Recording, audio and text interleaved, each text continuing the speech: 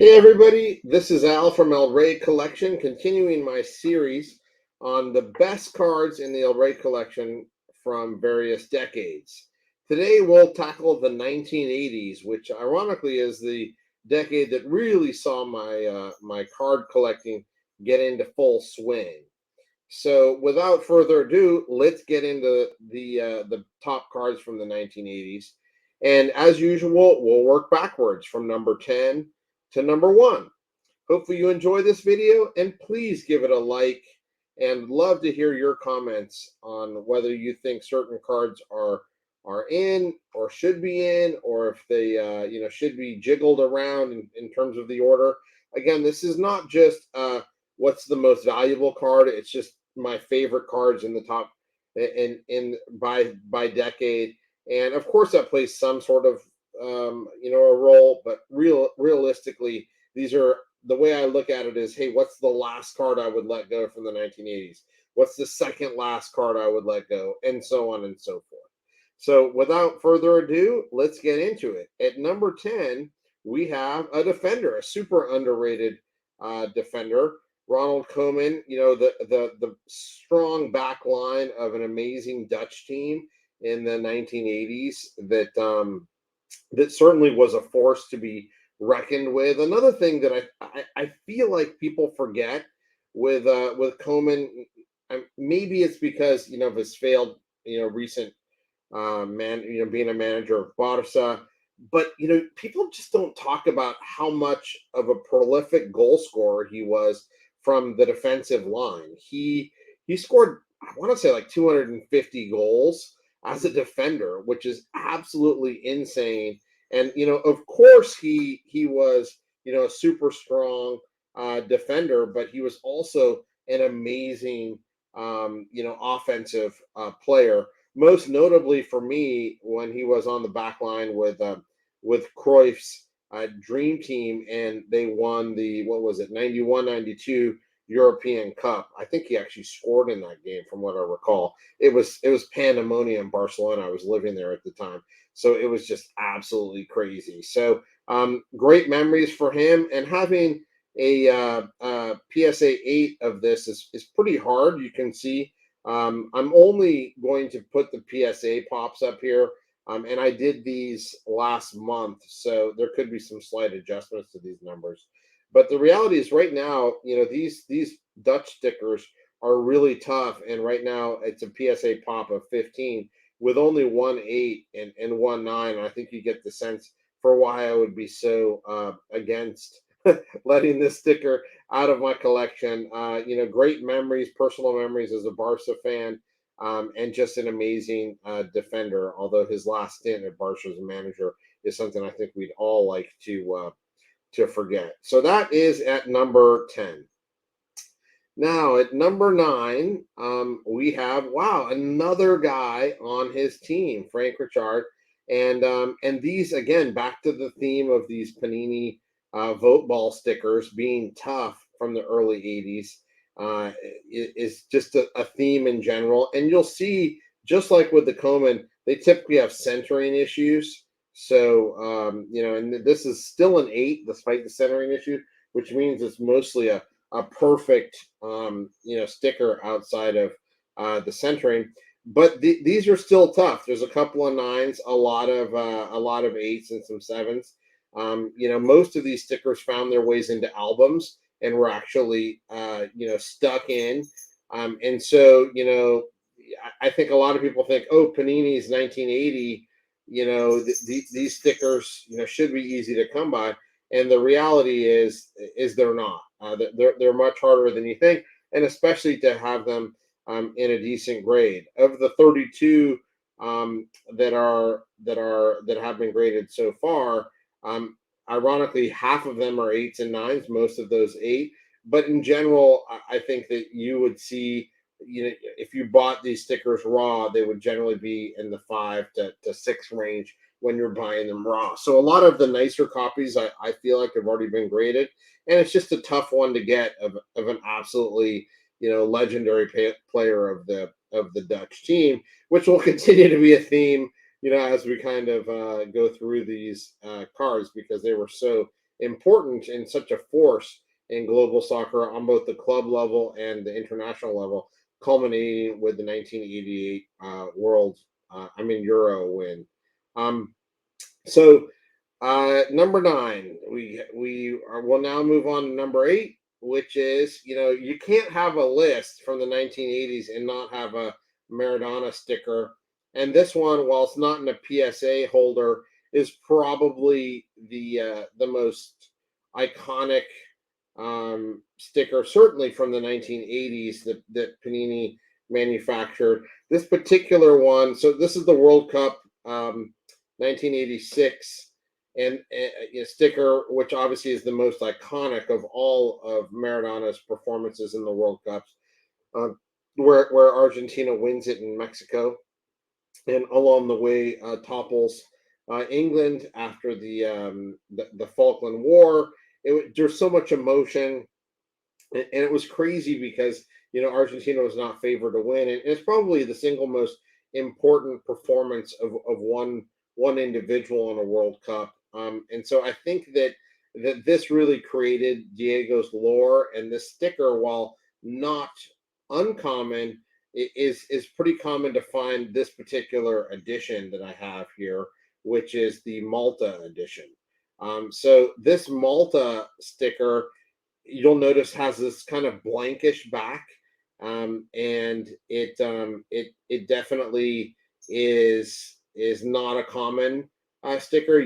Most of them will have writing on the back, so finding a Malta edition is really tough, and even finding a regular 86 sticker, which I have but not in high grade, is a difficult task. It's similar to the Pele 1970 sticker. It's probably easier to get higher grades, 7 plus, but you just don't seem to find these, as you can see in the PSA pop, which is mostly the general sticker. I don't think PSA differentiates between the various editions in the 1986 stickers, but from my experience, the Malta edition is the toughest. And while this is an SGC sticker at 7.5, I would expect it to cross at least at a 7, and being a Malta edition, it's pretty close to my collecting heart. I mean, Maradona, of course, needs no introduction. I still believe that he's probably certainly one of the top five goats of all time, and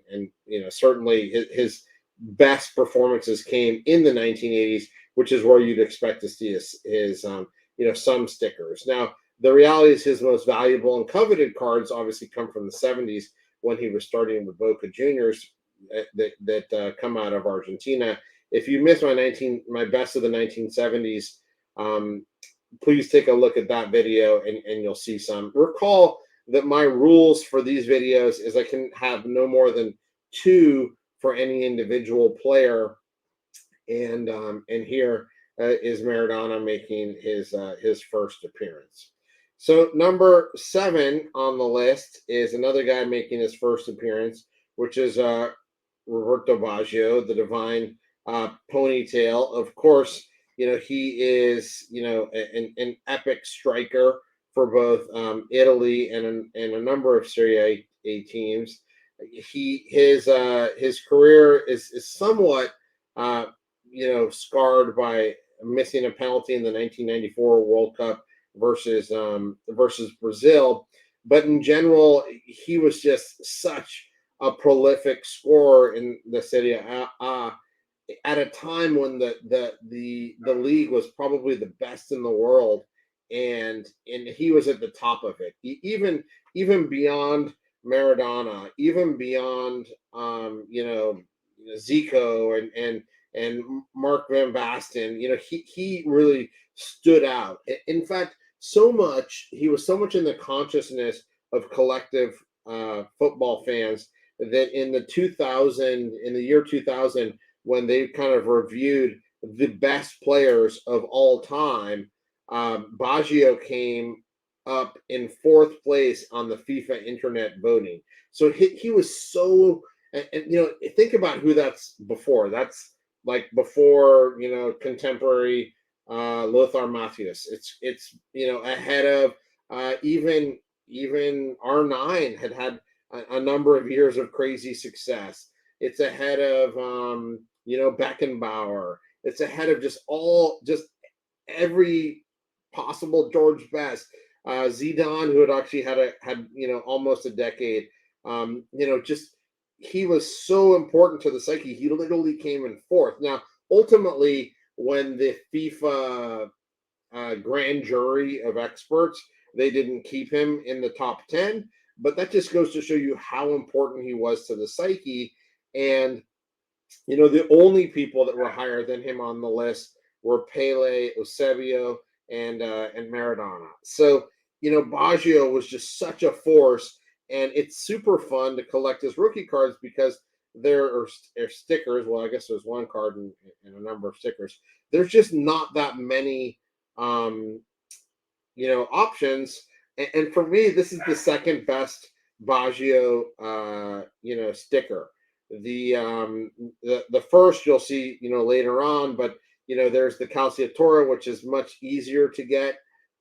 These Calcia Flash stickers are really hard because of the centering. They're almost all terribly centered, usually on the left to right, but I've also seen them on the top to bottom. So the centering is brutal. PSA has 36 graded now. The 8 is the highest, which here's my particular 8. They also have a few 7s, but most of these I'd say come in the 4 to 6 range, which you'll see over on the PSA grade. So again, Baggio, iconic player, absolutely, force to be reckoned with in Italian football and in the late 80s and through the 1990s. And of course, had a bunch of injuries, as many athletes do, but still, is just such an important force for a good 15 years of football, and he was not forgotten, certainly by either Italian fans or global fans of the sport.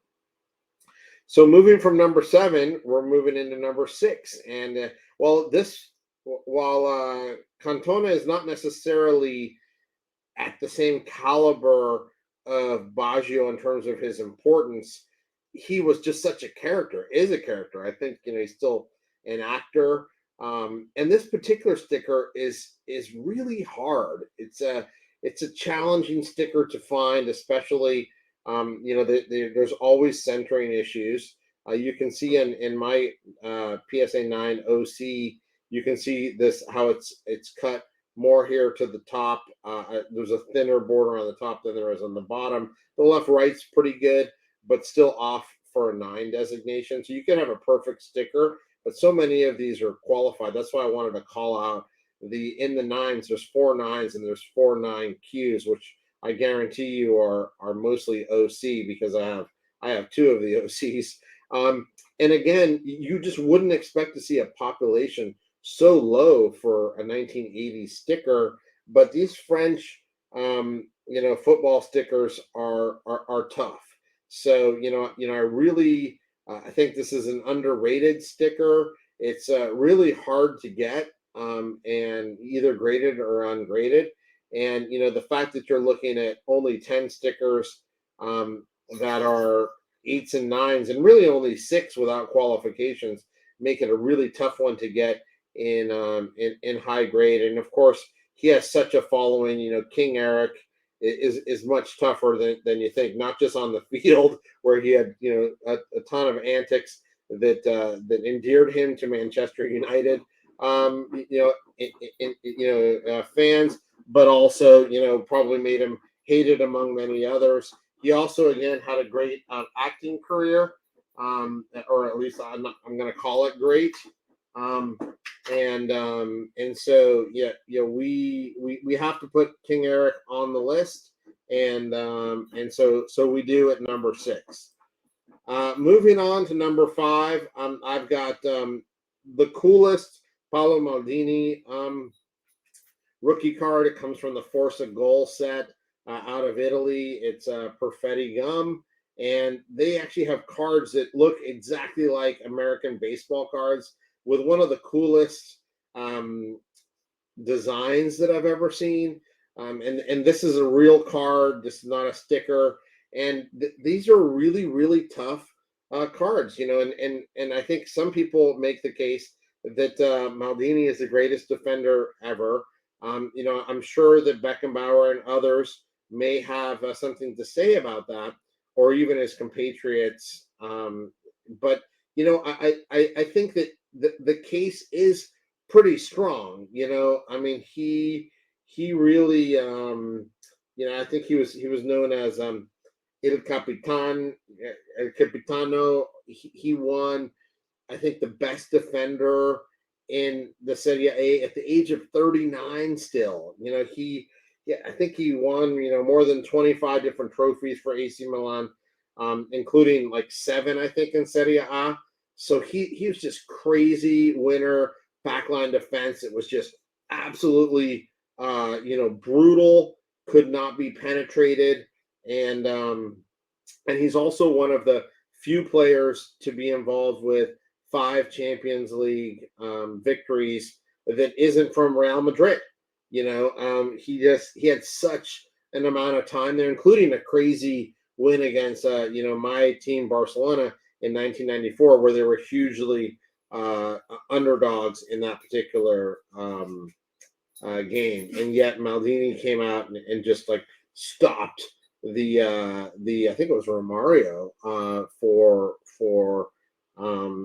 Barca. So you're talking about just a consummate winner, long career, backline just stopped. He was just crazy. I think that this, out of his various rookie stickers, the force of goal is like head and tails above everything else. And I happen to have a 5. That's still the highest grade out of the only 7 copies that have ever been graded at PSA. So anyway, you've got at number 5, you've got Maldini, the force of goal Perfetti card. Now moving into the top 4, you have a 1986 Cracks de Oro. And PSA does not grade these. And in fact, SGC, I'm not sure if they still grade them or if they only grade them authentic. I would just be careful with this particular one because it comes out of an album. That's good. But there have been seen to be fakes for this particular sticker. But this set is awesome. And I have a number of stickers from this set. The one thing this set does not have going for it is that it's unlicensed. But the album is amazing, and these stickers are amazing. For those of you who grew up like I did, this actually looks like the legit TVs that we grew up with. I know that's hard for a lot of younger collectors to understand, but these things, I mean, these were these boxes, and they had all these numbers on the side and buttons that you had to click. And this just reminds me of how it was to actually watch, which in the U.S. was nearly impossible to watch soccer on a TV, but how it was when we would get our VHSs that we'd get down in Mexico that had the games, and we'd play them on a TV. This was like the TV that it was, and this is how we would see a star like Romario. And so the rarity, the fact that this is a year ahead of his more common Copa Unao card, this just makes it super special to me. And the fact that it's unlicensed does not, affect me that much, just because I've had the album and it is just so cool. And I have another one. I think Babetto's in this. I think, certainly I have the Zico. So these are just cool. And of course, it's every team. But I just love the visual on this. And when you hold these stickers, they're pretty special. They're cheap Brazilian unlicensed specials, but we're certain that this album comes from '86, and that makes it really attractive to me. In number 3, and by the way, as Romario, as a player, I kind of feel like he gets completely forgotten. You're talking about a guy that had, more than 500 goals. His goals per game was like crazy, because I don't even think he had, 700 games in total. He scored 55 times for Brazil in only 70 games. I mean, he was just so prolific. And then in that dream season for Barcelona, he put down 30 goals in 33 games and really kind of, helped carry the team. So, when I remember Romario, it's all positive. clearly, the driving force of the '94 Brazil team win as well. And he's just, such an epic hero. So Romario comes in at number, um, at number 4 with the super tough 86 Cracks de Oro card. Speaking of super tough, man, it is this is probably the toughest one on the list in terms of just getting the sticker. This is the Lothar Matthäus 1980 Americana Bundesliga sticker, and it is just just a really tough album, and really tough to get in never stuck condition. Even unstuck ones are tough.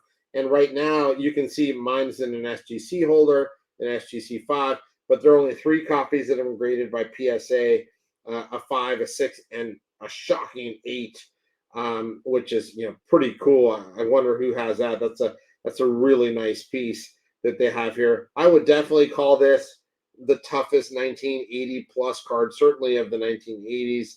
It may rival, or I do wonder um, if the Croatian Modric rookie is going to end up being the toughest, 1980 plus. But right for now, I think they have more or less the same amount graded, or within 1 or 2.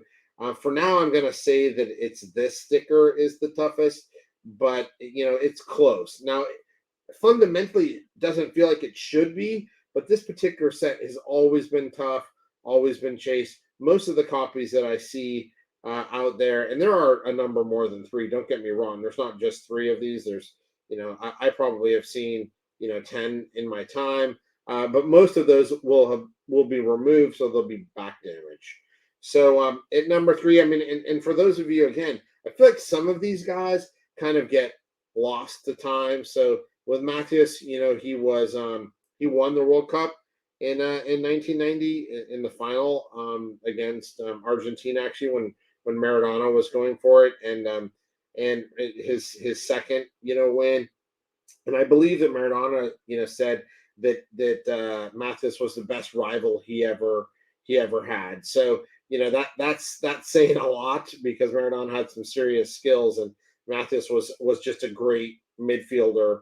Some of winning that was pretty amazing. But he also had longevity in his career. He played on 5 World Cup teams. That's something that used to be something that was really, really special and tough to do. And a few other people now have done it, so it's slightly less impressive, but nonetheless, there's only a handful. To be on a German team and to be at that level, that's pretty impressive.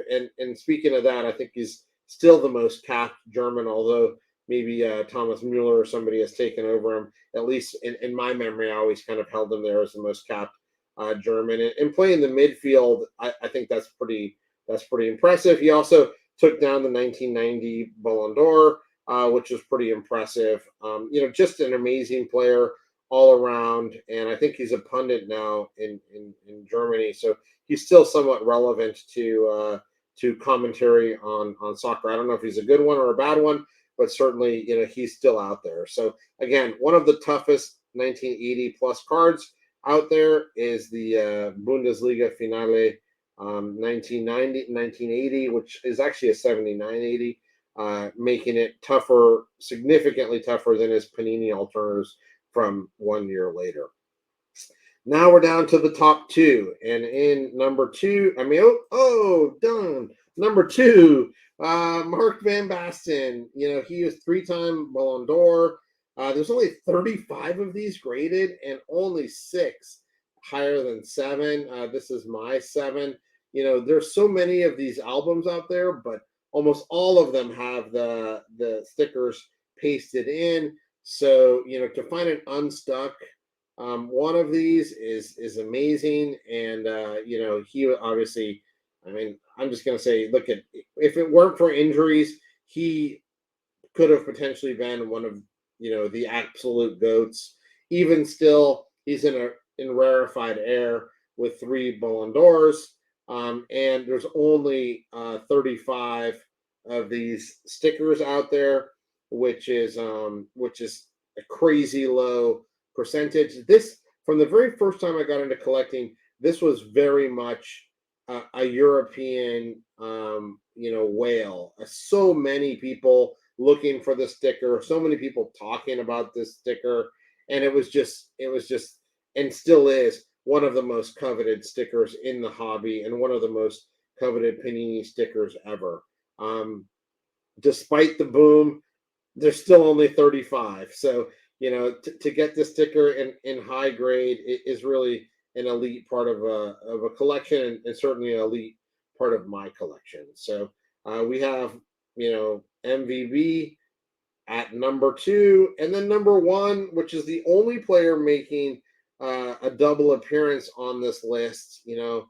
It is the Baggio Forza Goal. Again, love this issue.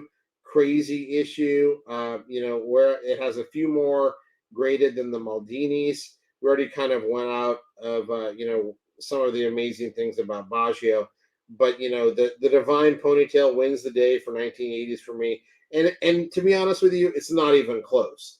For me, it's just as this the very first time I got this card, and I'd been looking for it for years. It was in a two, and I was just absolutely ecstatic. And so to have an eight here, which actually I got raw and had it graded from PSA kind of during the boom, it's just crazy. So there's one eight, and there's two sevens, and one of the sevens actually, personally, I think is overgraded. It recently sold, I believe, at Golden. It could have been PWCC, but it had foxing on the top, and so I think that most of the time those would get downgraded to like a fours. For whatever reason, it was in a PSA 7 holder, and it sold recently. I want to say for like $4,000, which would have been a low price, I believe, if it was a clean seven. But I think hopefully people are here buying the grade and not the and not the. I mean, hopefully here people are buying the card and not the holder. So I think that one was held back by this. Still super, super tough. At one point during the boom, I think like a two or a three sold for more than 30,000 US dollars. Of course, those are the days. Those days are long gone, but still an epic, epic card that I think is going to stand the test of time. We've seen a lot of these at auction over the last 18 months, but when you a lot of them are in not so strong hands, which is why we have only a pop 12, and I believe this is one of the coolest cards, not just for the way that it's laid out and you see the ponytail, but also for the fact that it's a card, and just the visual eye appeal of this one. So you've got rarity, you've got eye appeal, you have it as a card. Wow, it checks so many boxes of this absolutely truly iconic player from the late 80s and 1990s. So that kind of sums up my 1980s best stickers from the El Rey collection. Hopefully you guys like this new format of the cards being shown a little clearer. I had gotten some feedback about some past videos that you couldn't see the slabs, you couldn't see the cards. I would love to hear additional comments on this, and I'd love to hear your thoughts about the best cards and from the 1980s. And if you would move things around a bit, take some out, put others in, let me know. And also, please like this video, and that really helps with the algorithm. And I'd love to see your comments. So again, thanks for listening, and we'll see you again when we do the 1990s.